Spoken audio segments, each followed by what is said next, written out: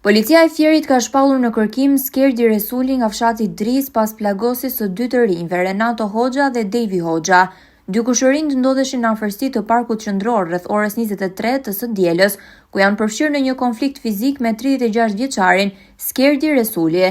Nga përplasja mes tyre mbetën të plagosur Devi dhe Renato Hoxha, njëri me goditje thike në bark dhe tjetri me goditje me send të fortë në kokë. Të rinjt ndodhen në spitalin e Fierit, ku njëri po merr trajtim intensiv pas goditjeve me thik në pjesën e barkut.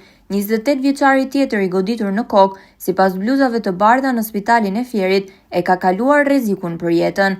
Policia dyshon se shkak për sherrin janë bërë lëndët narkotike, por nuk ka marrë ende rrëfim nga të lënduarit. Këta të fundit nuk kanë treguar detaje nga sherri, por vetëm emrin e shtetasit që i sulmoi. Hetimet vazhdojnë ndërsa 36 vjeçari Resuli mbetet në arrati që prej mbrëmjes së të dielës.